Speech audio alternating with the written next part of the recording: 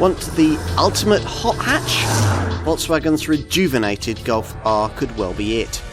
This can't claim to be the fastest car of its kind, but its Wolfsburg maker reckons it's the most complete, most rewarding, and most dynamic shopping rocket yet made. Depending on your mood, it can potentially reach up to 168 miles an hour on the racetrack, or register better than 35 mpg on the school run. Your everyday supercar is right here.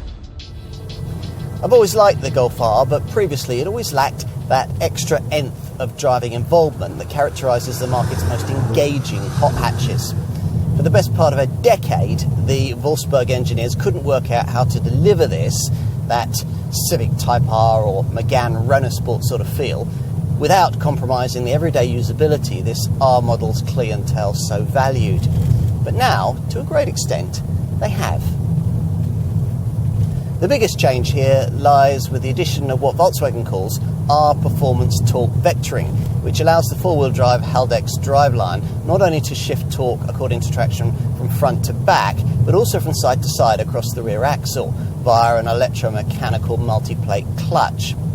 This allows for up to 100% of possible torque to be directed to the wheel at the outside of any given bend, which in turn reduces the cornering radius, eliminates understeer, and makes the car noticeably more agile. It's all good.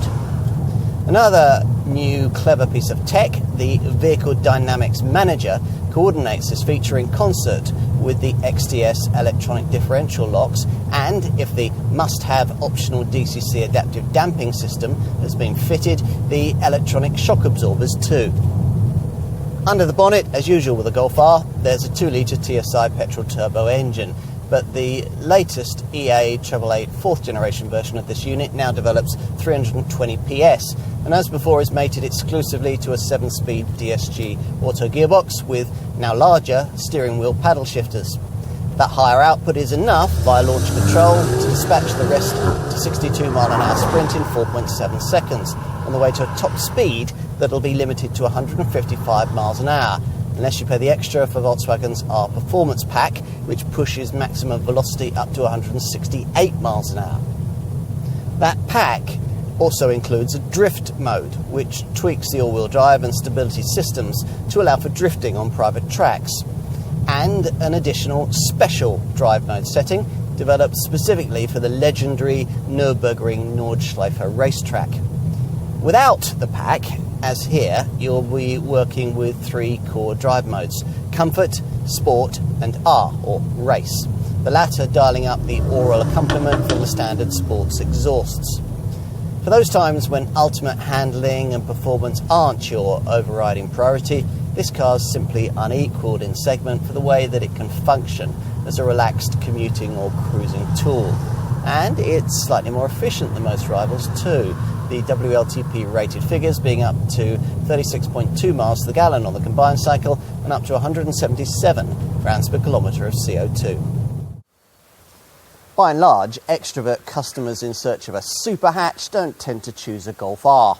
This Volkswagen has mastered the concept of super fast speed in a subtle suit, but the Golf GTI also champions that approach.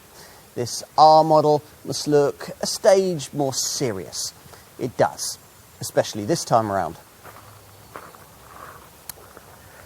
Let's start here at the front, where the bespoke R-style bumper features a motorsport-influenced spoiler, body-coloured side wings, high-gloss black elements, and R-specific air intake grills.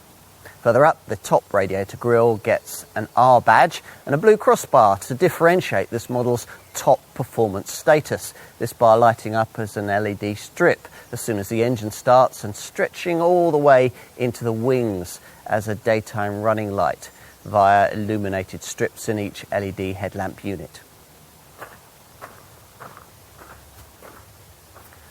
In profile, you'll notice the wheels first. Standard R models get these 18-inch Jerez rims featuring blue R calipers for the larger 18-inch brake system.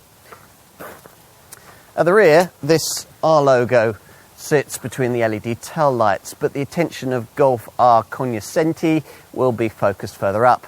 they'll want to see if you've stretched to the Performance Pack variant, which gets a huge performance rear wing to cope with its higher 168 mph top speed. At the wheel, the cabin has a bespoke feel with our branded sports seats featuring blue-checked Sardenga upholstery and integrated head restraints. Plus brushed stainless steel pedals, carbon-style dash panel applications, a black headliner and R-specific door trim that echoes the Alcantara-style Art Velours trim on the seat bolsters. And as in any Golf 8, screens dominate the cabin architecture. A 10-inch central Discover Media infotainment monitor and a 10.25-inch Digital Cockpit Pro instrument binnacle display. The latter has a so-called sport skin, which gives you an R-branded central round rev counter, which you can change to an R-view layout with a horizontal rev counter at the top edge of the display. Away from media features, perhaps this unique sports steering wheel is the nicest touch, embellished with blue stitching and fitted out here with properly sized tactile gear shift paddles rather than the rather apologetic small plastic items you get on a Golf GTI. To manually switch ratios, you either choose these or the shift-by-wire buttons next to the stubby new selector on the centre console. On the left steering wheel spoke is the small blue R button that you'll need for direct selection of the various driving profiles. A long press takes you straight to Blue Mist R mode with its throaty exhaust note.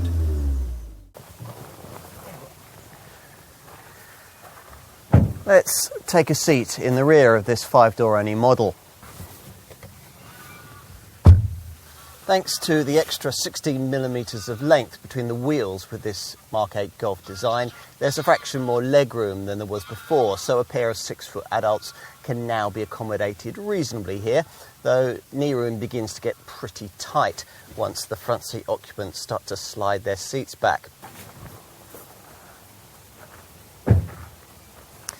Let's finish this segment by taking a look in the boot, the catch for which, as usual on a Golf, is activated by pushing this centre tailgate badge. Now your dealer might reference the fact that the 381 litre space provided here is a little bigger than the trunk you get in a rival Mercedes-AMG A35 or A45. Pushing forward the conventional 60/40 split rear bench you do get frees up 1,237 litres across a load area that'll be virtually flat if you have the boot floor in its upper position.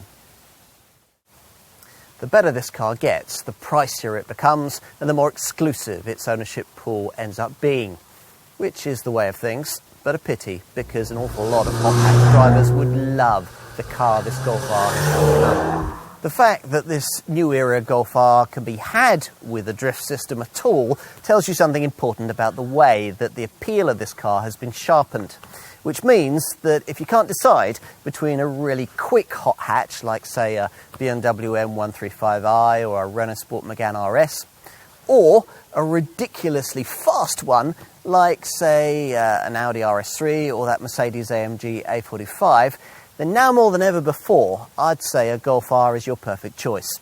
It's a Golf GTI let off the leash, which, given how much we like that car, makes this one very desirable indeed.